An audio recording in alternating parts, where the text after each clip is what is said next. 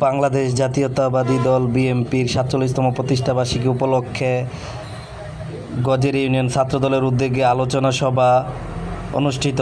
রামপুর বাজারে আলোচনা সভায় সকল বিএনপির নেতাকর্মী ও জনগণের সামনে বক্তব্য রাখেন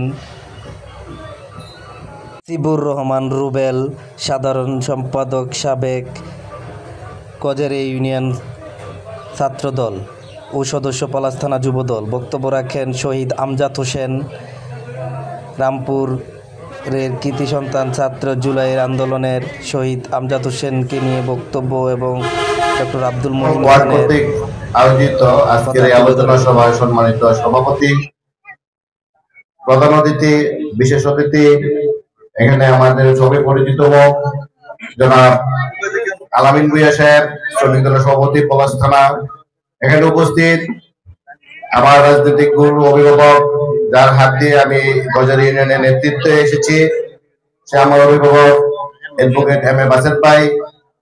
এখানে আরো উপস্থিত ১ নং ওয়ার্ড বিএনপি সম্মানিত সভাপতি কফিলউদ্দিন কাকা, মঞ্চে আরো উপস্থিত আমার মন্টু কাকা, এখানে উপস্থিত যিনি দীর্ঘদিন যাবৎ আমাদের এই বিএনপি, যিনি তার সন্তানকে এই বিএনপির জন্য কুরবানি দিয়েছেন, সে শহীদ লিমন মিতার পিতা সলমান মিতা সাহেব। এখানে উপস্থিত শ্রমিক দলের সম্মানিত সভাপতি বাবুল ভাই, আরো উপস্থিত আমার রাজনৈতিক সহযোদ্ধা স্বেচ্ছাসেবক দলের সাবেক সভাপতি আসলাম হোসেন বাবু, উপস্থিত রাশেদুল ডাক্তার, আর আমার স্নেহের ছোট ভাই, অত্যাধিক আদরের ছোট ভাই, যিনি দিনরাত পরিশ্রম করে গজের ইউনিয়নকে একটি মঈন খানের ঘাঁটি শক্ত করার জন্য, মঈন খানের হাতকে শক্ত করার জন্য তিনি দিনরাত পরিশ্রম করে যাচ্ছে, সে আমি অভিনন্দন জানাই এবং আমার অন্তর থেকে তার জন্য দোয়া করি। আমার প্রিয় ছোট ভাই জনাব ওমর ফারুক অপুকে আপনারা তার জন্য দোয়া করবেন। লাভপুরবাসী কাছে উপর অনেক চাওয়া পাওয়া, আপনারা তার জন্য দোয়া করবেন। আজকে অনেক আলোচনা হয়েছে, আমি সংক্ষিপ্ত ভাবে অন্যদিকে ঘুরে কথা বলি। আমি প্রথমে শ্রদ্ধার সাথে স্মরণ করি আমাদের এই ১ নং ওয়ার্ডের কৃতি সন্তান ২৪শে জুলাই আন্দোলনে যিনি শহীদ হয়েছেন, সে আমজাদকে আমি শ্রদ্ধার সঙ্গে স্মরণ করি।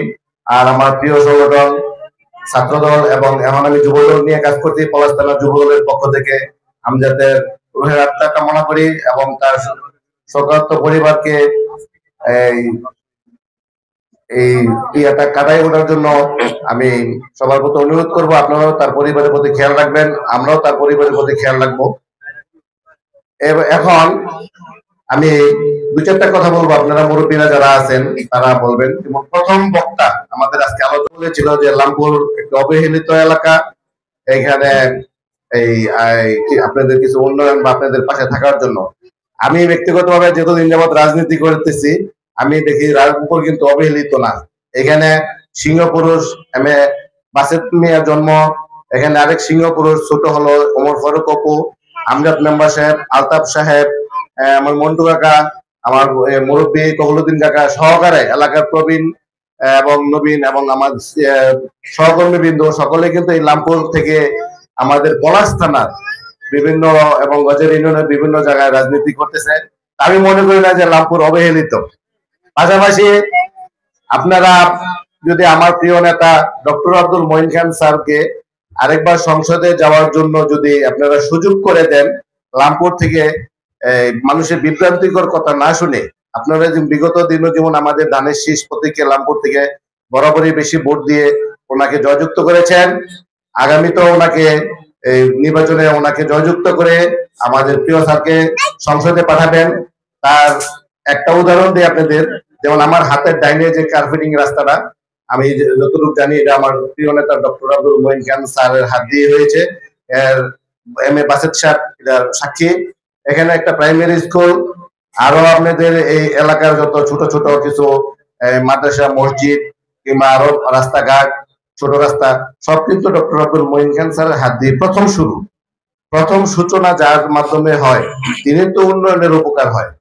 এখানে যারা প্রবীণ ব্যক্তি আছে, যারা আমার শ্রদ্ধেয় মুরব্বী, তারা বলতে পারবে চাওয়া রাস্তাঘাট, স্কুল মাদ্রাসা উন্নয়ন প্রকল্পের যতটুকু উন্নয়ন করা যায় আমরা প্রিয় নেতা ডক্টর আব্দুল মঈন খান স্যারের কাছে আবেদন জানাবো। যেহেতু রামপুর হলো আমাদের গজের ইউনিয়নের মধ্যে 9টা ওয়ার্ডের মধ্যে 1 নং ওয়ার্ড হলো রামপুর, তাহলে 1 নং ওয়ার্ড যেহেতু নাম্বার 1, এটার অবদান বড় যেন নাম্বার 1 থাকে, বেশি থাকে। আমরা প্রিয় নেতাকে এটাই বলবো যেন রামপুর 1 নম্বর ওয়ার্ড যেহেতু এটার বরাদ্দ যেন বেশি বেশি হয়ে 1-এর মধ্যে রাখেন। যেহেতু আজানের সময় আমি আর দীর্ঘায়িত করবো না, আমি আমাদের বড় ভাইদের কথা শুনবো এই বলে আমার সংক্ষিপ্ত আলোচনা শেষ করলাম। আসসালামু আলাইকুম।